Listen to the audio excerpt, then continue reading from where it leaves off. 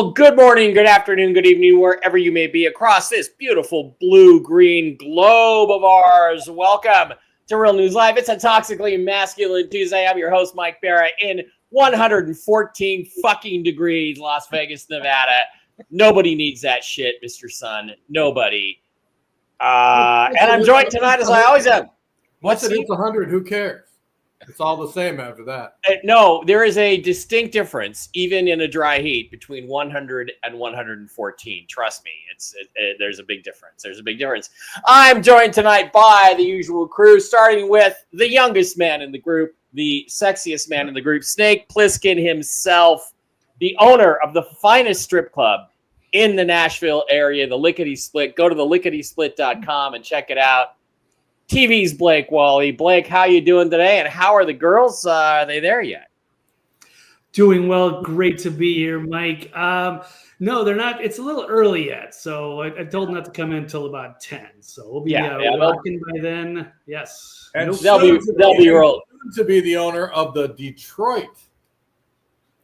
Even if they gave that to me for free, I'd still have to live in Detroit. I don't know. Yeah. Who the hell wants to do that? Now, we're just kidding here, folks. Blake is not really a strip club owner, but his backgrounds always kind of look like it could be the VIP lounge in the club. So, you know, isn't that a pole I see back there?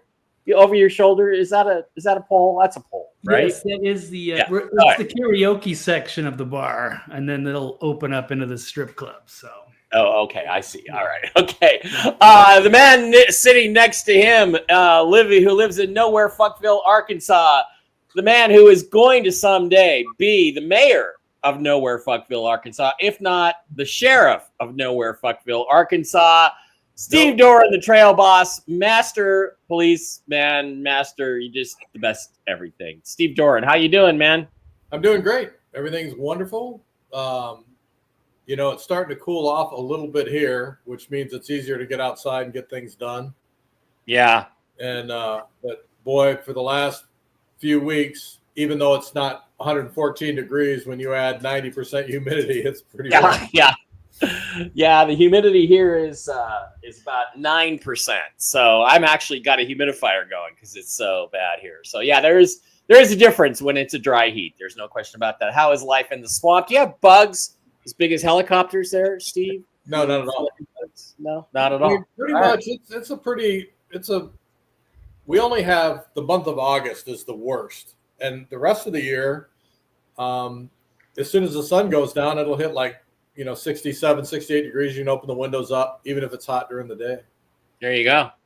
All right. Up the final member of the crew for tonight, the man directly above Steve Doran, although not above him in any way, except maybe the hyper intelligence, the man with whom, and that's not to say you're dumb, Steve. I'm not saying that. Just nobody is as smart. I'm not going to argue. I'm not going to argue that at all. Not even me. Nobody in this show is as smart as the amazing Dr. Brooks Agnew, master engineer, master inventor, master debater. Dr. Brooks Agnew. Brooks, how you doing? What are you drinking? I forgot to ask what everybody's drinking. I'm just drinking a little Dr. Pepper. I was watching the Mariners game. What's up? Well, I'll start with I'm drinking coffee. Okay. Been working hard on the house. We made an attempt at our final electrical inspection, but the inspector wanted us to put a outlet on a 2-foot wall that's right in front of a door. So I would never put a receptacle there, but he asked for it, so we put it in. And they're going to be putting our countertops in this week, so that means we can finish installing our kitchen sinks and range and all that stuff. And we're going to call for inspection again this week, and we should pass. All right. I wanted to hang on. There was one thing. Okay, I didn't get to it. I wanted to mention. I'm kind of a little bit of friends with the guys over that make the Y-Files show, which is a great show covering cryptids and aliens and UFOs, and it's funny as hell, and Hecklefish is in it and stuff. And last night's episode was really good. It was about what would happen if an asteroid hit the Earth and stuff like that. But at the end of it, there was a little tidbit about some fans of the show, and they had a little girl named Melody, and she was 20 months old. Passed away of leukemia a little while ago, and I just got to tell you, you should watch the episode. If you don't even want to watch the episode, go all the way to the end. She loved Hecklefish, and they got her one of these, and the video of her snuggling up with Hecklefish is really heart-wrenching. And they are the family is pregnant again with it looks like another little girl, and they're going to name her Harmony. So Harmony and Melody, and I don't know, it's just wonderful, and I would really recommend you watch it if you want to, But if you're a guy, don't watch it around a woman. Just watch it on your own. Hang in there. So that was really great. This is totally Masculine Tuesday, dude. Come on. I know. I thought they were going to have a clip, and that we don't have the clip quite yet. So when they get the clip ready, you know how you know it's totally Masculine Tuesday? Because you don't get it. Started the day, started the show eating a freaking bear claw. That's how you know. Yeah. At 9:00 at night Eastern time, Brooks is eating a fucking donut. Okay, he's eating a pastry. He's eating something masculine. Way to go! All right, guys, let's get started on the show. Let me get over. Tonight's show was a little bit hard to get into, like what are the subjects for the day, and we have a couple of important ones. I think the main one I want to get to is let me just get it set up here. Could be there. The corruption web is closing in on some Democrats, and I was afraid to go here because I don't want to get Steve all riled up again, because he's going to go on and on about how nobody's hasn't been arrested, and I agree with him 100%. But let's take a look at what's going on, because it was revealed the last couple of days that Adam Schiff, and Trump calls him Adam Shifty Schiff, and I can't call him that, Blake, because that's like a joke name, or treats it like it's less serious than it is. This guy is a pedo. He's a butt rapist. He's a murderer, probably, and he's a complete piece of shit. And he's now the senator from California. Way to go, California! And you know what else he is? Apparently, he's also a traitor. And it looks like maybe something finally is going to happen. This is a clip from Benny Johnson on Twitter. Let's watch it. Adam Schiff. Today, there was an FBI 302 that has now been declassified by CashApp. It's gone to Congress, and it's about Adam Schiff leaking classified information. It's a whistleblower from his office, and the documents are here and they're public. And Brett Tolman is saying, well, you listen, only the U.S. Attorney for Washington, D.C. can make a decision on a case like this. And so my question is open-ended. Have you reviewed these documents? Are you familiar with Adam Schiff's and the criminal conspiracy to leak against President Trump? Do you plan on investigating? You know what, Benny? I think you know that this is my wheelhouse. And the difference between me and some other people is that I don't talk about what I'm investigating. I don't talk about what I'm doing. When I have the evidence, when I have enough to go forward, you will hear from me loud and clear. Adam Schiff. Okay, Today, that was one. There was an FBI 302. That was one clip. There's Judge Jeanine Pirro, the U.S. Attorney for Washington, D.C., sort of scuttering the issue, kind of jumping around. Here's Hannity taking a little bit deeper dive, and let's pop in and watch. And tonight, breaking news and new developments as the Russia hoax continues to unravel. According to our friend John Solomon, and a new report tonight just out, and he will join us in just a moment. A Democrat whistleblower repeatedly was warning the FBI beginning in 2017 that the congenital liar, Adam Schiff, had authorized leaking classified information to smear President Trump, which, by the way, could be a violation of the Espionage Act. Here with more on this breaking report, the editor-in-chief, founder, chief investigative reporter, justthenews.com, John Solomon. This is a big story, and this is a Democratic whistleblower, and there might be other Democrats implicated as well, like Kinzinger. Yeah, well, one of the guys that's in here is Eric Swalwell. Now, that is secondhand information from the whistleblower, but the whistleblower actually attended a meeting with Adam Schiff when he was ranking member. Yeah. Yeah, stand corrected. It was they both hate Trump, so I kind of mix them up.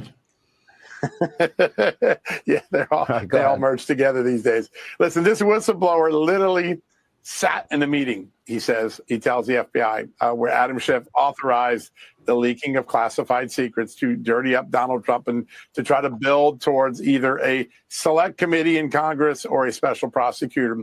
This whistleblower was a career intelligence officer. He had worked for the House Intelligence Committee, Democrat staff for a dozen years when he came forward to the FBI. He gave 4 interviews. He gave very specific information to the FBI, and nothing happened. Why?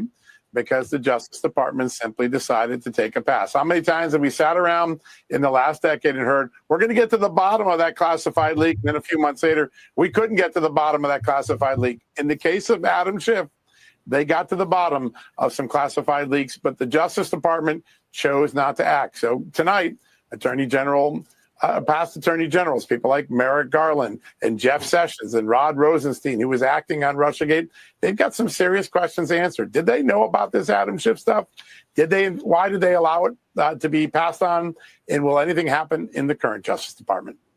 Okay, so those are the questions, gentlemen. Let's throw it. I just can't wait to find out what Steve Doran has to say about this. So, sorry. That's his banned from studio. I don't want to do that. Steve, let's go to you first. What should happen to this little shit turd, Adam Schiff? He leaked classified documents. We also know that when Donald Trump Jr. testified in front of the committee, that he was in real time leaking, again, classified secret information to reporters as the hearings were going on. What should happen to this piece of shit, pedo, rapist, murderer, traitor? Well, it's treason. He has released information that could cause the death of his countrymen and give information to the enemy that will allow them to have the upper hand on us in certain ways. And so, in my opinion, I think everybody who commits treason should be publicly hanged.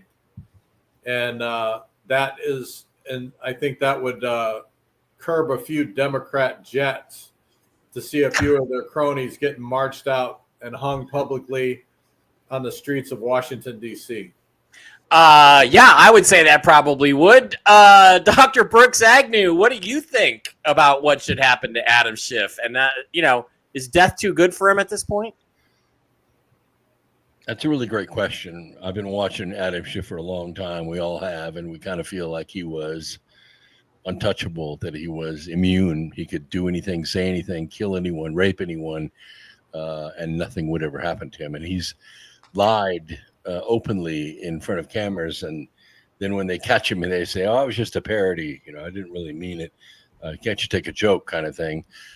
Adam Schiff is a scumbag, and if they don't do anything to him, they shouldn't do anything to anybody. They shouldn't do anything to anybody. He is the encyclopedic example of corruption in Washington, and he should be marched out, tried, convicted, and executed. He is absolutely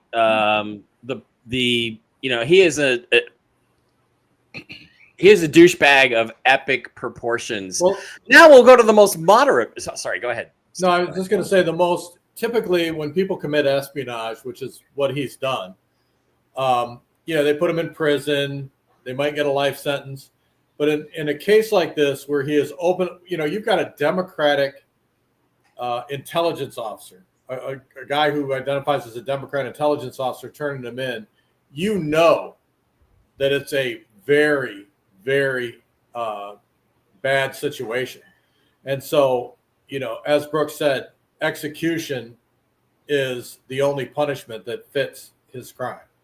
Yeah, and that's not even counting the other ones that we really can't prove. This one we can prove, and it's treason. But let's flip over to the most moderate member of the panel, TV's Blake Wally, epic Cub reporter and strip club owner in Nashville.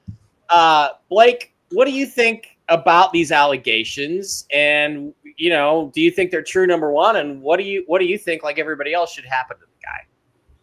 Yeah, I believe it's absolutely true, and kudos to that guy who's even in his own party, but outraged and puts America's interest over the party of what's going on and their corruption that they're embroiled in. And it's bad news, and he's getting hit by a number of fronts. So it's not only is it for the Russia collusion hoax that he knew was a hoax, it's also for his role in January 6th. Persecuting people. It's also for the real estate scandal that he's caught himself into. He's got a few things without even going into like the Sinclair Hotel and whatever he did there and his little picture of his overalls. He's a bad guy. So I would agree with Brooks there to an extent that he's one of the people that needs to be taken down. One of the worst. If I'm going to be more moderate without killing him, I would have to say maybe we could make him a star in his own reality show if we can get him incarcerated and then televise it 24/7. Maybe he can provide some entertainment factor unless people decide to just vote him the end.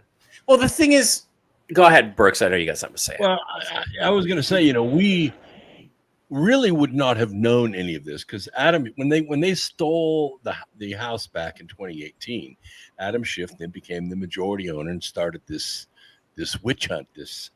And there was an insider, one of my friends inside the FBI, and he got hold of all this information, some of which you're seeing only now, and he took it to Devin Nunes, who was the ranking member on the same committee.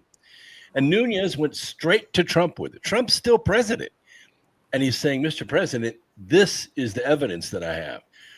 And Trump asked Nunes, and Nunes went to my friend and said, can you get more? And he said, yes, I can. He risked his life again. And why do you need more? You only need one act of treason to prosecute the guy. But go ahead. Sorry. They just knew that they had to have the whole picture. And so he risked his life and he went in again and got the data straight out of the FBI, put it on a thumb drive, and took it to Devin Nunes. And that was 2018. And here we are, 2025. And we're just seeing this stuff hit the Department of Justice, where it should have been instantly back then. But this stuff is covered up all the time. I mean, when you listen to the guy who was given the commentary, he was exactly right. They always say, oh, well, we investigated it. We found that there wasn't enough evidence to move forward, prosecute, whatever the case may be. They do it all the freaking time, especially if it's a higher up or a person, an elected official. They just drop it. The first time I ever saw anybody them go after anybody for having classified documents was Trump. I mean, these guys do this crap all the time. Yeah, all the time. And the only time they ever go after anybody is if it's a Republican. Democrats are never prosecuted. Republicans always cover for them because it's a uniparty. It's a one-party system. The thing is, look, they've got this guy dead to rights. And I understand Judge Jeanine, it's an ongoing investigation. You know what? Bull fucking shit. Everybody knows what Adam Schiff did. And, the Standard Hotel and the Chateau Marmont incident that's rumored out there, that's probably almost certainly true. And he hangs out with Ed Buck, who's had 2 dead black teenagers in his bed, been caught twice. And it wasn't until the second time they actually prosecuted the motherfucker. He's a big Democrat donor, and he hangs out with Ted Lieu and all these guys. And the issue is he's been guilty of treason since Russiagate, where he helped formulate a conspiracy to fabricate evidence against the duly elected president of the United States, alleging that he was a traitor. That alone is enough, for my mind, for the death penalty. And Blake, there's one thought I have, and maybe you can counter this. Do you guys know who Richard Speck was? Sure, yeah, absolutely. Richard Speck was a serial killer rapist. He murdered 7 nurses in, I think it's a boarding house or a dormitory in Chicago in the late 1960s. And they caught up with him in the late 1990s. And he was engaging in disgusting sex acts with the other prisoners, male prisoners, in the prison he was in. He was having a good time. He said, I'm having more fun in prison than I ever had out in the real world. So, Blake, I got to be honest. I don't think prison is enough for this guy. And like Steve said, I feel like you have to, if they're going to do anything at all, this is the guy to start with. And the first thing is, why the fuck doesn't John Thune censure him, get him the hell, kick him out of the Senate? Why doesn't JD Vance do something? What the hell are they waiting for? Any thoughts, Blake? It's a good question. I thought they did censure him with that from Congress from a few years ago. That was in Congress, right? But then he comes to the Senate. John Thune should have not seated him. He should have said, you're not legitimate. Anyway, go ahead, Blake. Yeah, no, I agree, and I'm not going to miss it. If they want to make an example of him and try him for treason, zero pushback on my part. He's bad. He knows what he did, and the people need to know what he did, and he's going to fit that. The death penalty for treason, absolutely, on so many fronts. So he's bad news. Make an example of him. I'm all for it. I'm trying to be diplomatic and give these guys a chance, but it would still be like, would they pick their poison? Or they'd be like humiliated on camera 24/7 as the world is, watching these criminals, and it's kind of turning the tables on them and having them be stars in their own reality show. I think there could be some, like I said, entertainment value with that. Well, I mean, only if they were really, really suffering. And again, we still have nothing. We haven't had anybody prosecuted over Epstein. Everybody knows what was going on there. And the rumor is, well, Trump made deals with all these people to, he made deals with all these people to get votes that he wanted on legislation that he wants. And I'm okay with that if we can get certain stuff through. But the reason why we have to make deals with these pieces of shit is because you sat on your hands and let them steal elections in 2018, 2020, and 2022, and you didn't call in the military to arrest these people, throw them in Gitmo, and then try them under military tribunals and hang them, like Steve said. That's why we have to make deals. So why are we making deals with the swamp? Isn't it? Not only that, I mean, they're going after Adam Schiff now. What about Hillary? I mean, it's a proven fact. Hillary was one of the ringleaders. Why aren't they mentioned in her investigation? Why aren't they that's what I'm saying. It's like, we know that there are multiple guilty parties involved in this. It's not just Adam Schiff. There are multiple people that need to be jailed, prosecuted, and hung, and we're only hearing about one. This is what's disgusting me, is they pick one thing, one little person or some stupid judge that lets an illegal run out, and they're going to prosecute. But the big players, the people who are behind the deep state, they don't touch them. They don't do anything. No. And Trump promised us he would be different, and so far he's not. In 2 terms, he's not. Brooks, they hang out to dry some little guy, like an FBI agent that altered a 302 report, and so they arrest him, and then later they drop the charges against him. So he's out. Or even guys like Clapper and Brennan and Comey, and what the reality?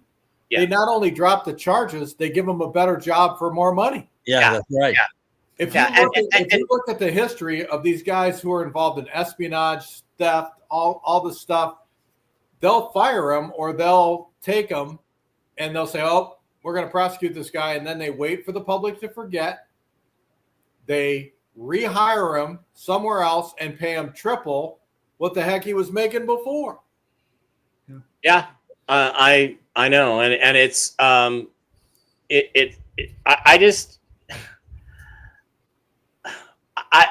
I don't understand why absolutely nothing is happening. I mean, the bottom line is that what the fuck are you waiting for, Judge Janine?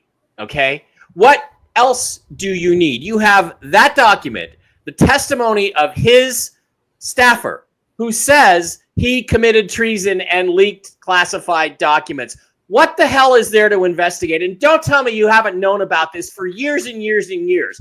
Don't tell me when Trump took office that everybody in there, everybody in his campaign knows exactly what Adam Schiff did and has done.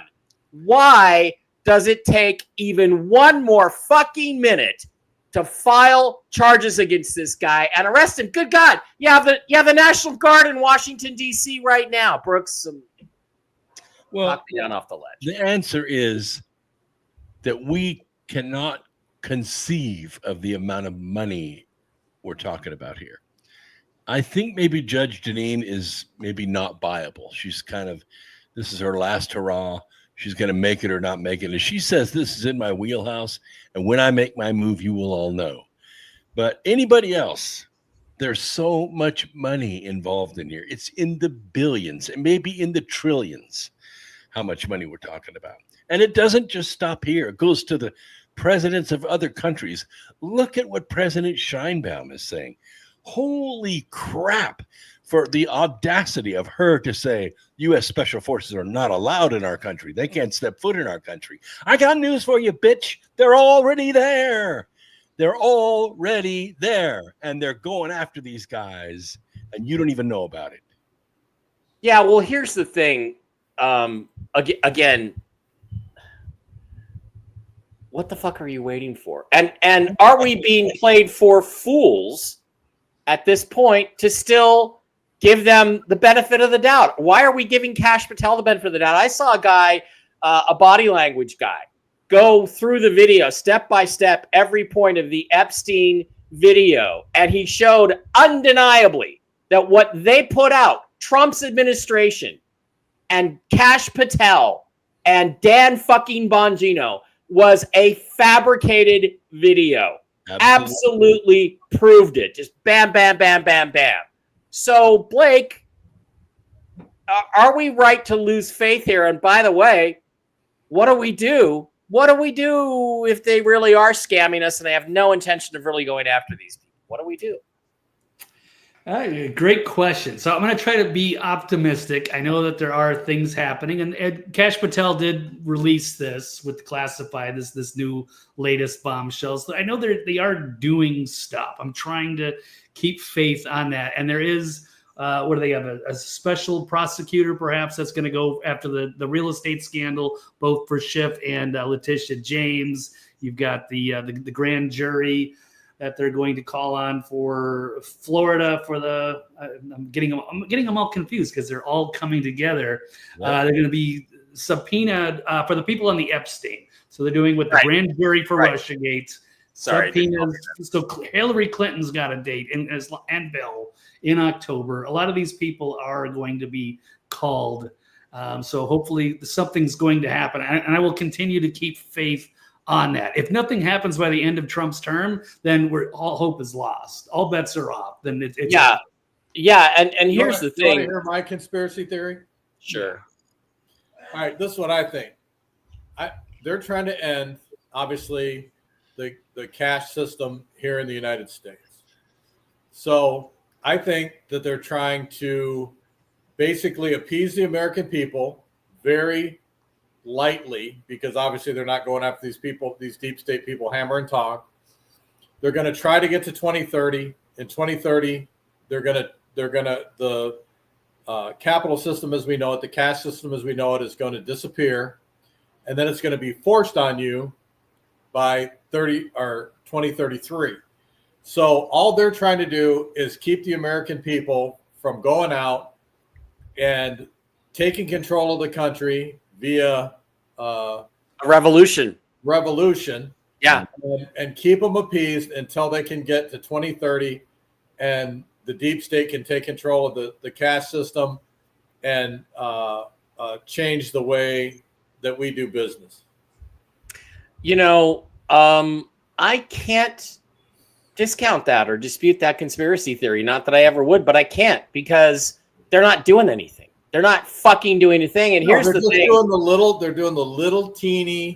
They're doing the littlest they can. And you know, Blake, to your point, It's been said, and it's not untrue, that the purpose of a special prosecutor is to simply run the clock out with an internal investigation like Durham, and never really come up with anything that you actually use in a court of law or after people. Now other people are saying, oh, well, now Durham's investigation is going to come to fruition. But Jesus Christ, it's been 5 years. So what do you think about that? What do you think about the idea that special prosecutors are just to run out the clock so everybody can get away scot-free? Yeah. There's no reason that right now we do not have literally hundreds of people under indictment based on what we were told about the trillions of dollars being stolen.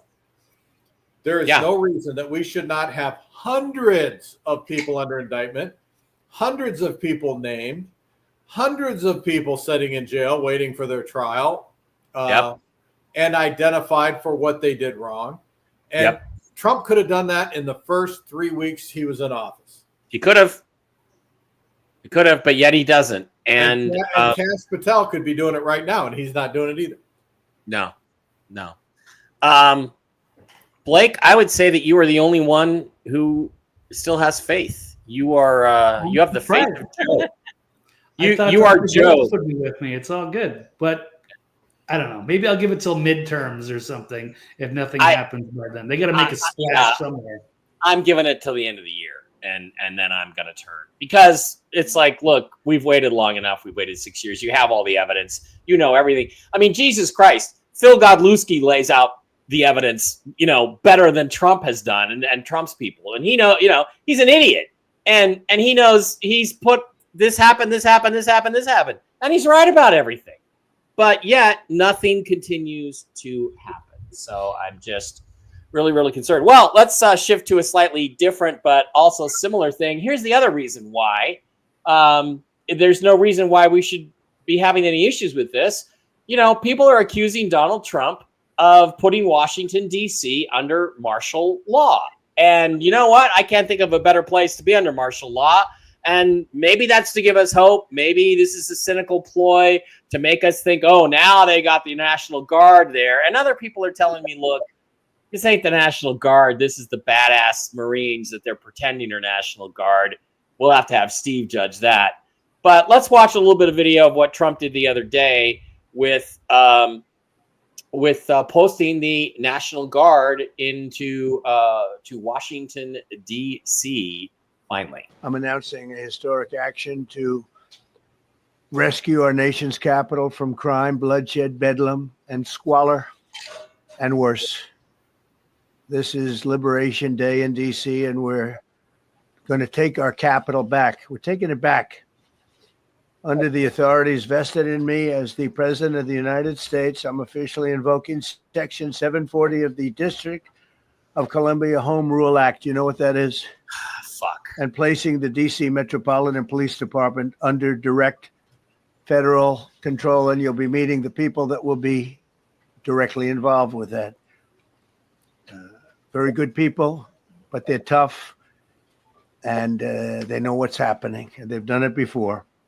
In addition, I'm deploying the National Guard to help reestablish law, order, and public safety in Washington, D.C., and they're going to be allowed to do their job properly.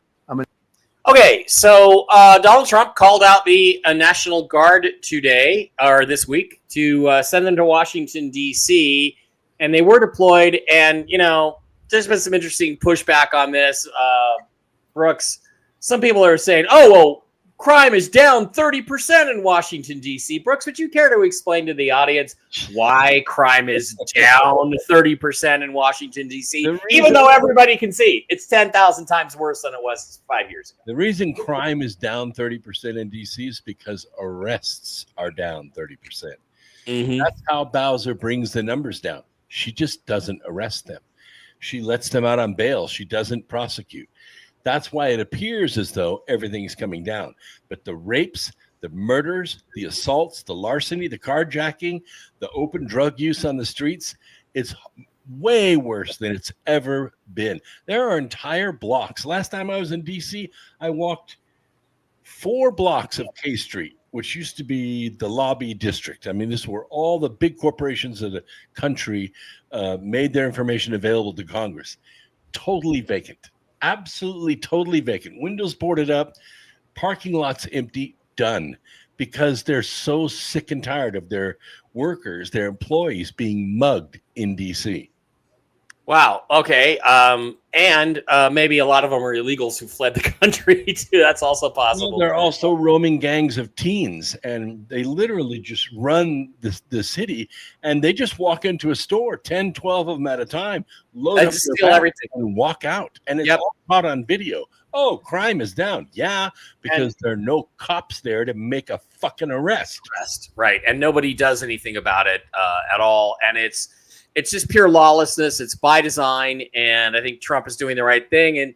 And Steve, what do you think about this idea? I know that you are a patriot and a constitutionalist, and supposedly there are these posse comitatus laws that say you can't use the U.S. military on American soil, but you can also argue that DC is not American soil. It's actually owned by a corporation and or a foreign national corporation. So what do you think about those things? And does this set the precedent for Donald Trump to do this in other cities? Because that's kind of what I see coming, and thank God if he does. That's a very good point. Well, the problem is that the National Guard is pretty much useless. They don't give them bullets for their guns. And what they do is they patrol around areas that are high crime or disaster areas. And they're basically the eyes and ears for the local law enforcement, or people see them coming and they want to remain anonymous. Obviously, most crooks want to remain anonymous, so they don't want to be identified by the National Guard. And in many cases, many cases where the National Guard is deployed, the criminals are assaulting them and taking their guns because they don't have any bullets for their damn guns. They're not a law enforcement agency. They don't allow them to make arrests. They don't allow them to do any type of enforcement. All they do is patrol around and talk on the radio and tell people what's going on, and then they themselves get mugged and have their guns and whatnot taken away from them. I mean, I don't know about you, but if I've got an empty gun and a guy sticks a gun in my face, it's like, here's your M16. See you later. Well, I don't know that that's true. I was under the distinct impression that they were armed. And what do you think about the theory or other people saying, look, this isn't the National Guard. These are real military units. Do you buy any of that? I mean, if you looked at any of the footage, do you think these guys are legit military? Or are they if they've given them bullets, it's a new era, because they normally do not. And as a constitutionalist, do you support them giving them bullets? Well, I look, the National Guard is under the state. Okay. So they're basically state employees. So I do support the National Guard going in for emergency situations or when martial law is declared. I do not support military troops of any kind enforcing the law across the nation as on a regular basis. They're for emergency use only, and I don't want some guy from the Army coming up knocking on my door telling me what I'm going to do, because it's not going to be pretty. There's a reason that we have a constitution. There's a reason that we don't let military people come in, kick your door in, use your house as a barracks or an office building to do whatever they want to do, because that's exactly what the British did. They came in, they pushed the people around, they would come in, they would take your house over, kick your ass out, and tell you what they were going to do. And that's why our Constitution forbids that type of activity. Well, the posse comitatus laws, I believe, are federal laws. They're not part of the Constitution. And they apply everywhere except for D.C. Because Thomas Jefferson saw that as the military was getting stronger, that British forces inside our own country could somehow end up running some of those military operations, and they could do a military coup of the president. So the president had a law passed giving him sole control over the National Guard in D.C. so he could protect himself from insurrection. That's what gives the president the authority to activate the National Guard in D.C. In Washington, D.C. And I got news for you. It's already coming out. New York, Chicago, L.A., St. Louis, they're all asking Trump to do the same thing in their cities. Well, then they got to sign up for it or send But them again, some but see there again, the National Guard, every state has their own National Guard. So it's up to the governor of that state, their elected governor, to deploy those National Guard troops in places like St. Louis. And the fact that, they're Democrat commies and they won't do it. Again, this is my take. The president needs to stay out of it. Let them suffer because they elected those people. They put those people in power. Those people aren't using their resources wisely. Screw them. I don't give a shit what happens to them. But the president does. When he sees the people being raped and murdered and carjacked, there are news people that then their governor needs to act. Well, DC's not. No, and I'm talking about like St. Louis. Oh yeah. Well, that's true. Well, I mean, I think that's what's coming next, and the question is, how are they going to legally dance around that one? Blake, you look shell shocked by all this intensity tonight. What do you think about this? And is it a slippery slope or is it long overdue? I mean, it could be a slippery slope, and people are freaking out. Leftists and libertarians. I don't think it's that big of a threat, and I know that after they've defunded the police, they've got an issue. Especially, DC. They're notorious for crime. It's been that way since I can remember. As referring to an old Married with Children episode from the 90s when they visited DC, and the running joke of that particular episode was all the crime in DC, and they were afraid to leave their hotel room because there was always gunshots going on. Even changed the name of their basketball team, the Bullets to the Wizards. They've got a problem. Yeah, they changed it. Yeah, right. The Washington Bullets was considered to be. They'll always be the Bullets to me, though. They'll always be the Bullets. Exactly right. I mean, the crime has always been horrendous in the DC area. It's always been that way. I've been there. Go ahead. Sorry. No, I'm just saying that, they try to police the heavily, the tourist areas, and of course the areas where the elected officials, move back and forth. I mean, that's why they built tunnels for the elected officials to get back and forth to work and get to their offices and things of that nature. Underground trains, yeah. Right, because the crime was so rampant in DC. I mean, this is nothing new. And, hopefully he can get a handle on it. He has the authority to activate the National Guard in DC.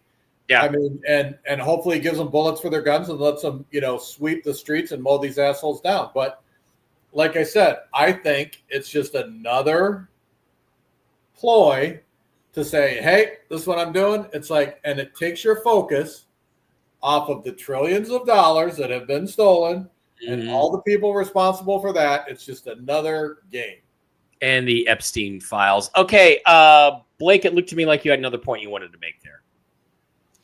Not necessarily, but I think I understand Trump, and it's embarrassing for him as a world leader to have DC turn into a shithole around him. And he wants people to visit it. He wants people to be proud of DC and our culture. And it's not, and it's gotten too far, and Bowser's not doing her job, and they're not reporting all the crime. They're just removing the statistics, and there's not enough police officers. So yeah, it's a mess. And if they have to use federalized police, National Guard for a temporary job, I'm all for it. If that makes the people of that area feel safer, might as well do it. Yeah, I visited. Once again, President Trump, give me 30 days. Give me 30 days. Give me 30 days and 100 policemen, and that city will be crime free. Yeah. And I've been there 3 times. I visited in 1978, 1996, I want to say, and again a couple other times, actually as recently as 2019. And I've always felt safe in the government areas around the White House, the reflecting pool, the memorials, and all that stuff, and the Smithsonian. But I remember one time we went to, I think it was the Holocaust Museum or something, which was a block or two off of the main square there. Mhm. And boy, you look down another 2 blocks and it was a barrio. It was a slum. It was Watts in the 60s. And I'm like, I don't want to fucking go down there. So again, this is ridiculous. And it has gone on for quite some time, but I have a feeling it isn't just about this cleaning up the city stuff. I think this is really possibly to set a precedent for, action to be taken in other cities so they can go, well, look, it worked in Washington, D.C., so we got all these assholes rioting in Minneapolis. Let's go round them all up. Anybody think I'm right about that, or am I crazy? Well, I mean, here's the thing about it. All crime, and Steve will agree with me on this, all crime is committed by the same people over and over and over and over again. You don't get new criminals every day. Like there are no new 35-year-old criminals that just become criminals. They start at 14, 15, 16. They get a juvie record. Then they become 18. Then they get a regular record. But the crime is committed by the same people over and over again. Society. And then they train up. Their. Yeah, right. But society demands we sequester these individuals so we can have a safe community. And it's about 2% of the population, given that we didn't import a bunch of criminals, which we have. But that has not been done. Every single one of these cities has black mayors.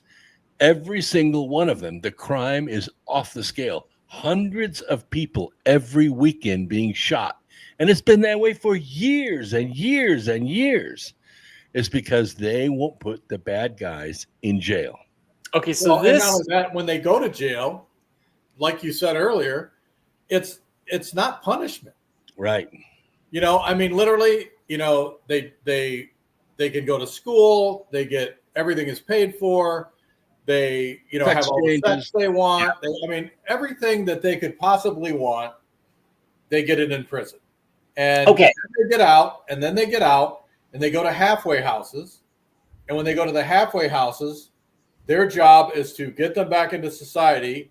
So all the stuff that you should be getting as a hardworking United States citizen, these assholes are getting free of charge for victimizing you.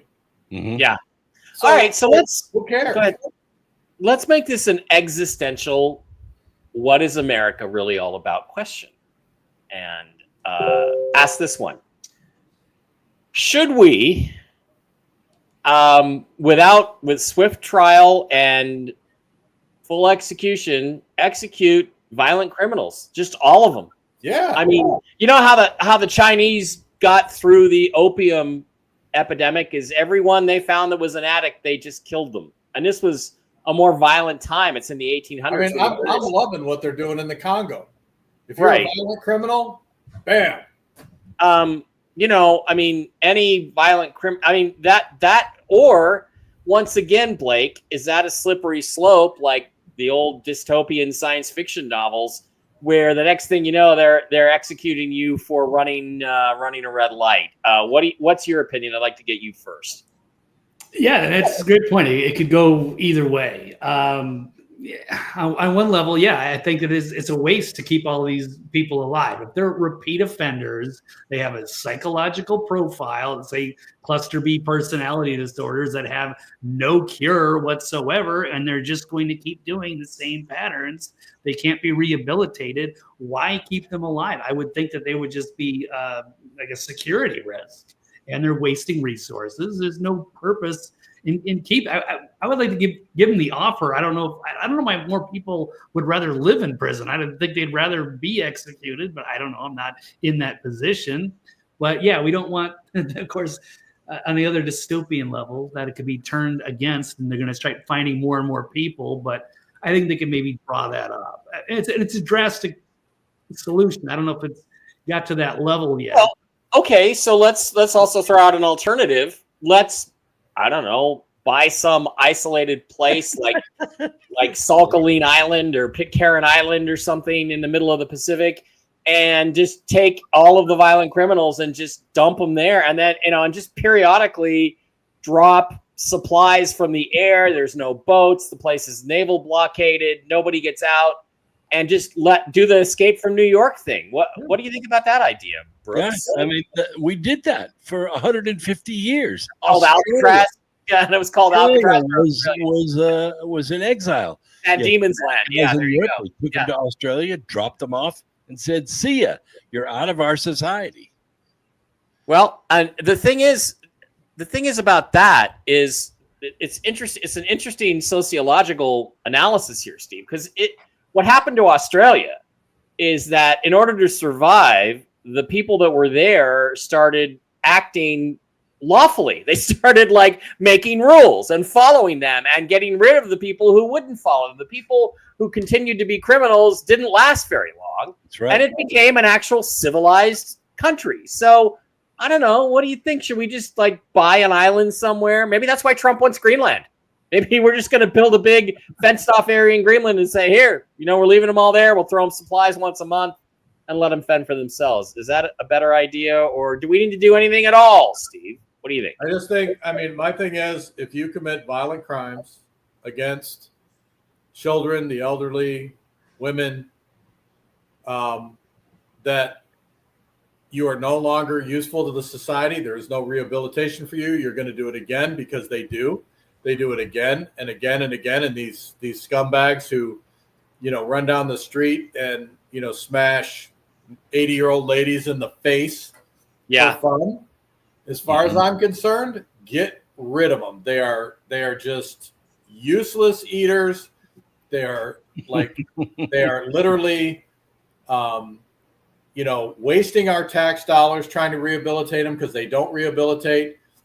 And, offer them Jesus before you pull the trigger. Say, we got a guy over here who'll, tell you how to get with Jesus, but you're still going to go. Okay. There's no fixing them. They have no moral compass. There's no. Yeah, fixing again and again and again. So should it be? Here's an idea. How about 3?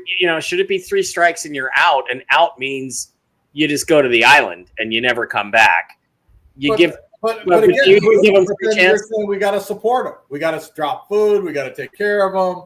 We got to do whatever. If you're wanting to throw them on the island and say, here's a few, a few hoes and shovels and a couple sacks of seed to plant what you need to survive, I'm good with that. But then that's it. All right.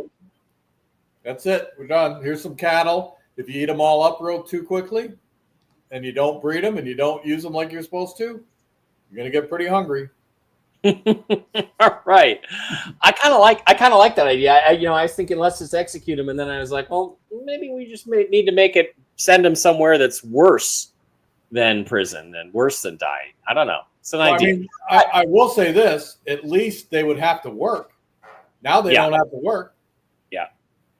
Yeah. All right. Let's real quick, prison is such a joke. They've let guys out of prison, that were murdered multiple people to visit their mom, and then they murdered their mom. Prison is a joke. They can go out on pass. Yeah. It's the white collar prisons. They can't. Yeah. Oh no. Regular prison. It has happened numerous times. Any prison, they can get a pass to go visit family, and on many occasions, when they're out on pass, they're killing their own family members and other people. And then conjugal visits. What the fuck is that? You get to bang your wife or your girlfriend? Good God, no. It's supposed to suck in prison, and I don't mean in a good way. All right, let's move to the next thing. Protesters this week in Washington, D.C. to protest climate change and global warming. Get this. Speaking of nooses in Washington, D.C., Steve, they did this. They stood on top of blocks of ice and put nooses very loosely around their necks to protest global warming, standing on the ice with nooses around their necks. Guys, how retarded are climate change activists? How retarded are people in general, Blake, who believe in, quote, climate change or global warming? Isn't it just retarded? Yeah, they might be a lost cause. Yeah, definitely retarded. At least they're not blocking traffic. I'll give him that. Yeah. Steve, what would you do if you saw that group of people?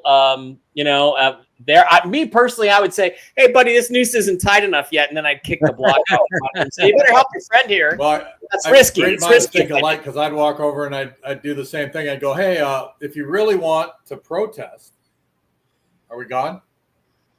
No, we're here. What? Steve, are you there? I'm here.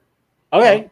Okay. I lost you and Blake, and the only person who remained was Brooks. No, nothing happened on my end.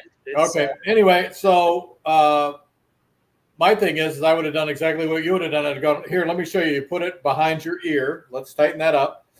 And the way that this works is I'm going to kick the block out from underneath you after I get this tightened up. All right. See how it feels. I'm an engineer. I would say, oh, I see what the problem is.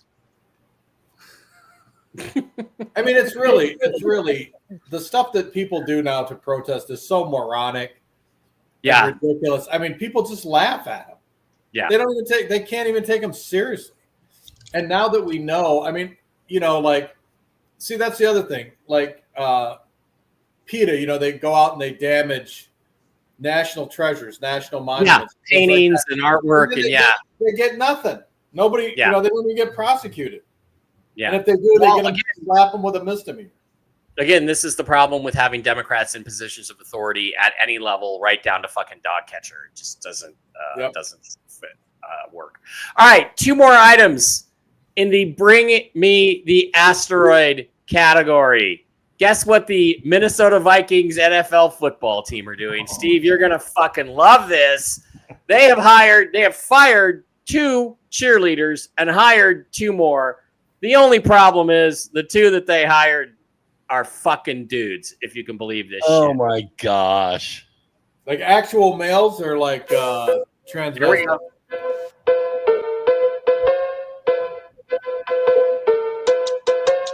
Oh, good Lord. No way. You have to say Democrat girls are so ugly that you have to go to dudes.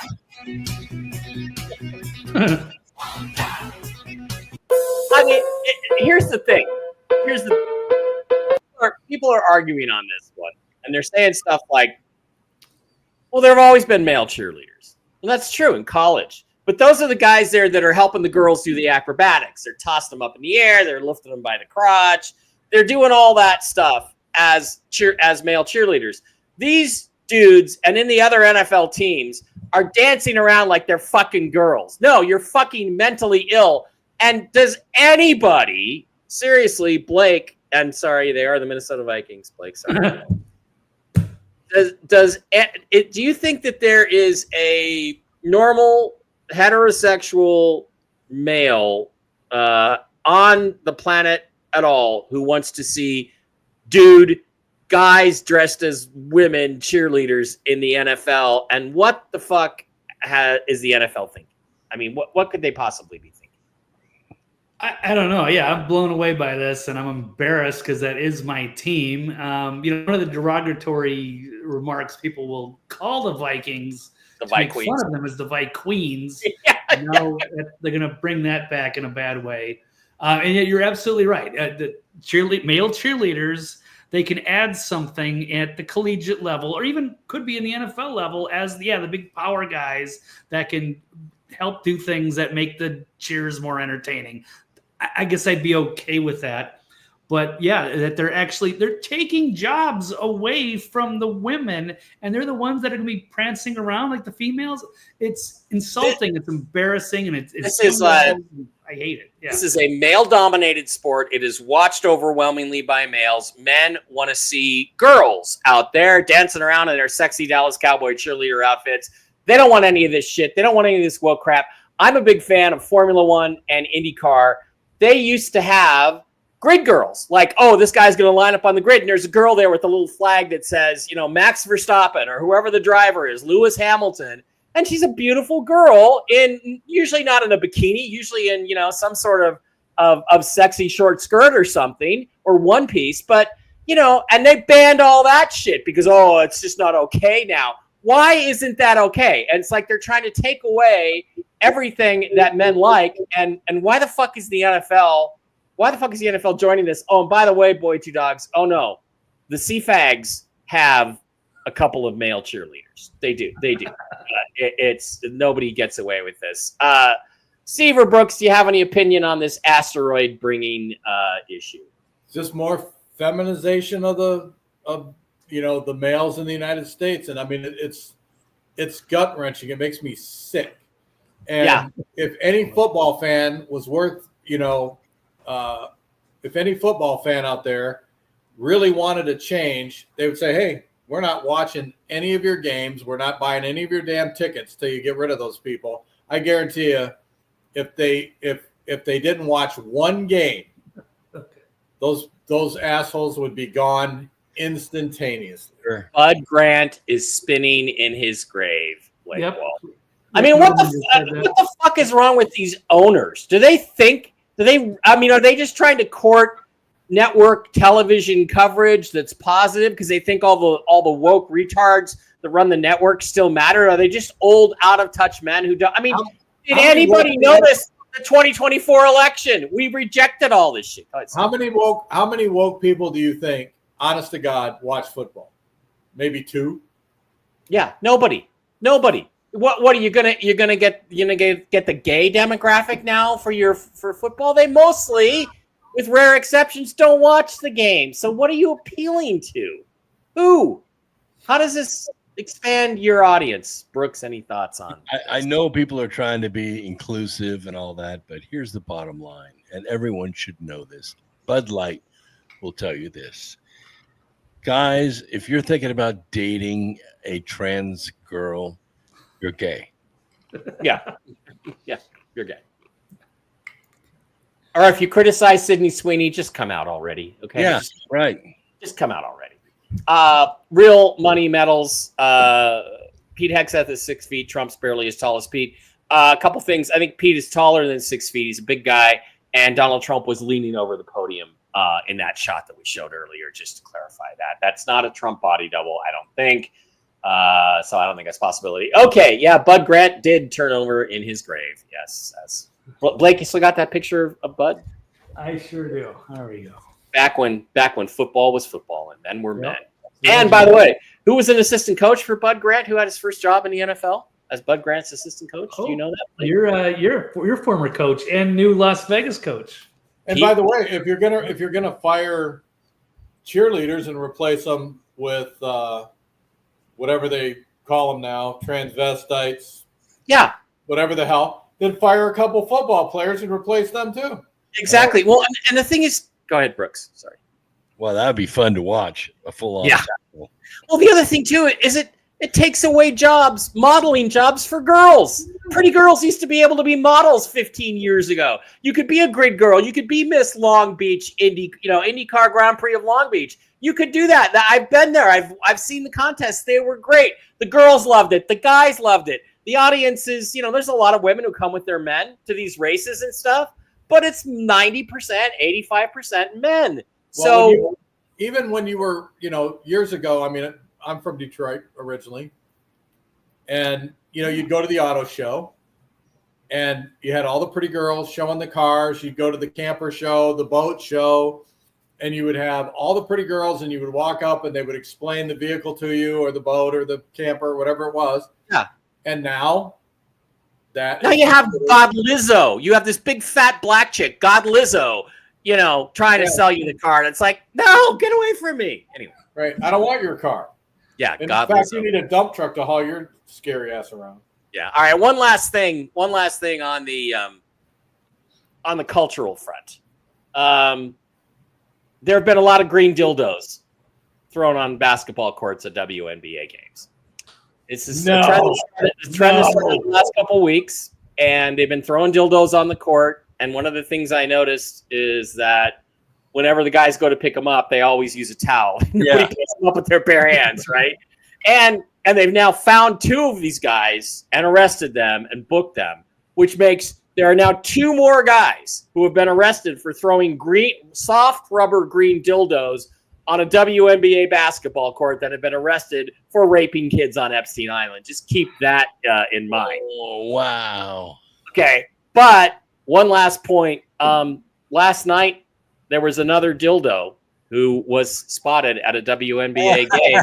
And here he is, Howard Stern, after 20-some fucking years, 40 years, whatever it is, on Sirius XM, got fired this week. And don't forget, this is the Howard Stern. This is the guy who said Trump supporters should not be given anybody who doesn't take the vaccine should not be given any medical treatment. He was the leading guy on that. Everybody should get vaccinated. I sincerely hope he gets a case of myocarditis.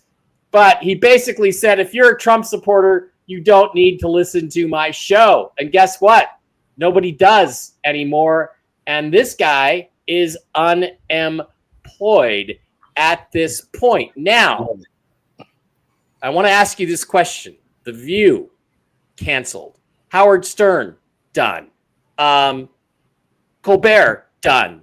Jimmy Kimmel in big trouble. I saw Jimmy Fallon the other day. Jimmy Fallon trying to rescue his career. Guess what he did? He had Greg Gutfeld from Fox News on his show and sucked up to him. So here's what I want to know, and here's the question that makes it interesting. We all know about USAID. We all know that USAID was a money laundering operation for the Democrats. It was sending, as Brooks, billions and billions, if not trillions over the years to various Democrat activist groups, but they were also caught funding media to create a basically far left-wing liberal bias in the media. Do you think, I'll start with you, Brooks, because you're the most conspiratorial besides me, do you think that that's not a coincidence, or do you think that's a coincidence that when the USAID money dries up, all these guys are suddenly becoming unemployed? Because in reality, nobody was ever fucking watching. That's exactly right. And because the sponsors weren't there. When you get Stephen Colbert, who's losing $40 million a year, you get PBS, you get NPR, all that money was coming from the taxpayers, laundered through NGOs that were getting grants from USAID.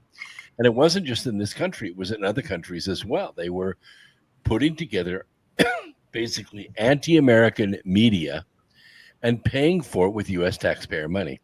And when Donald Trump dried up USAID and then Act Blue and then BLM and then all these other surrogate organizations that were laundering money, Planned Parenthood and others, the Democrats are running out of money.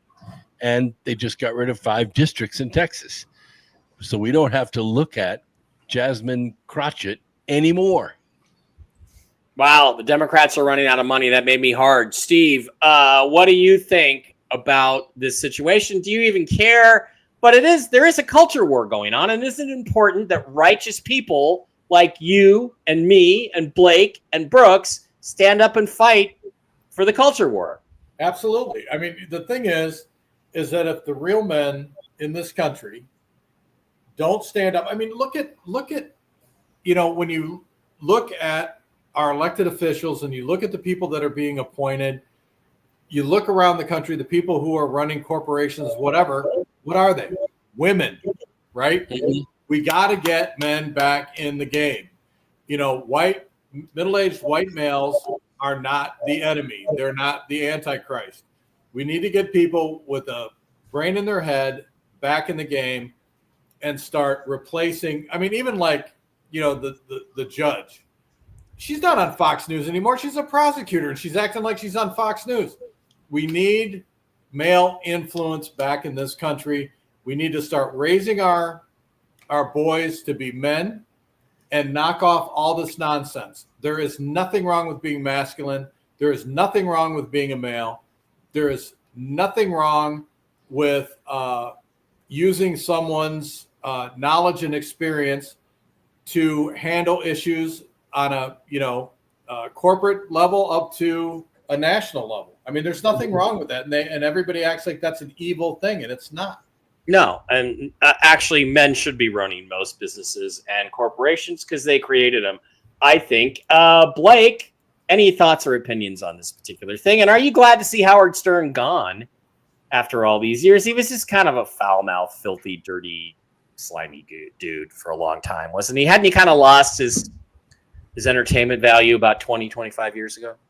Oh, absolutely. I was a huge fan of Howard Stern in the 90s when I was a teenager. That was really exciting. He was hilarious, and he was a rebel and did a lot of great stuff. I read his book. I watched the movie.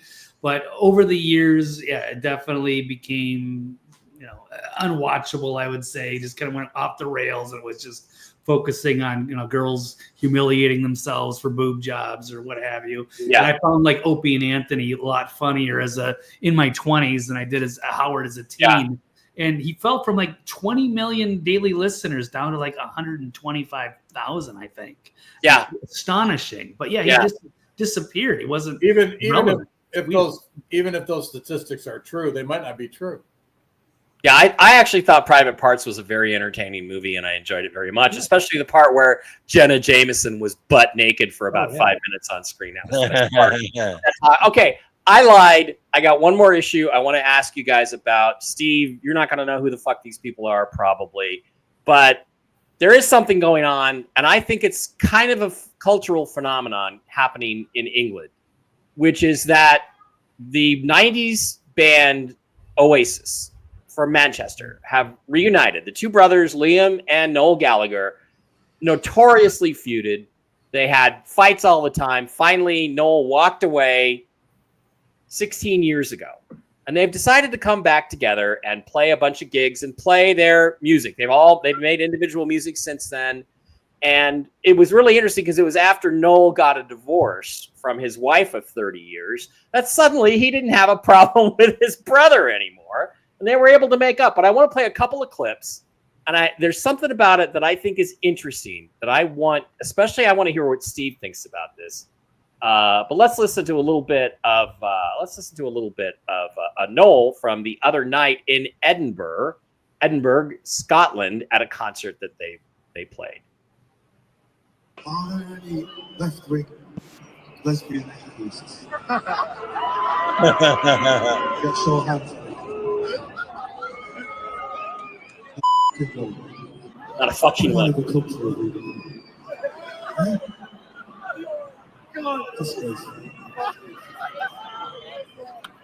This next song is for all the ladies. It's lesbians. Right, so I think they're gonna play. All right, but let's look at another clip from this concert. Thank you. Take just a good look at this.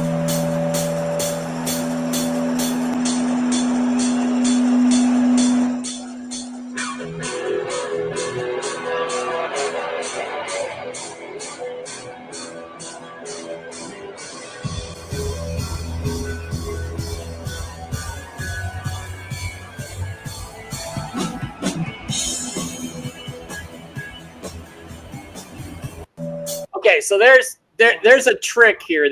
There's something important about this clip, and I guess I want to know if anybody knows what it is. Blake, what do you think is important about that clip? I just saw the crowd appears to be huge and amazing and into it. It's a great scene, but I didn't see anything unusual, I guess.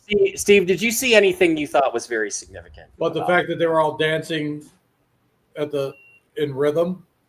I mean, no, that's not it. Brooks, any thoughts on what's important about this and why? Well, it's a big band for one thing, and it was a huge audience.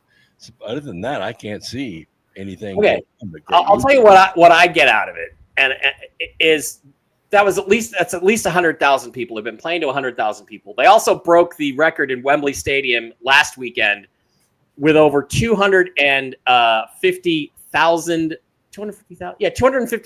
pints of beer served. Wow. Here's what amazes me about this, and this is not to exclude black people. You saw 100,000 white people dancing and singing along because Oasis is anthemic. You sing to their songs as well as dance to them, enjoying the fuck out of themselves, listening to some hard rock and roll music, some great lyrics, some great tunes, and I think that was something that was suppressed and shamed and not. I mean, all we hear about is Taylor fucking Swift and all these black rap artists and everything. And here you have, I think, I think this is a significant change because what I see when I see that is I see white people coming back and saying, you know what? Fuck your rap music. Fuck your hip hop. Fuck all of your plastic fake artists.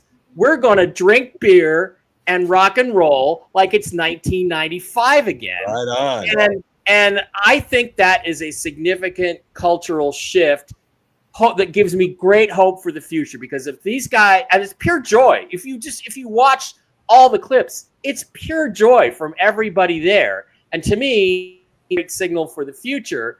Not that black people are excluded. I'm sure there were a few black people there, but it's to say, look, this is our culture. This is white culture. And guess what? We're not going to be ashamed of it. We're not going to let you shame us. And in fact, now, because this is Oasis attitude, we're going to shove it in your fucking face. Blake, am I crazy, or do you think there might be something significant happening with this energy?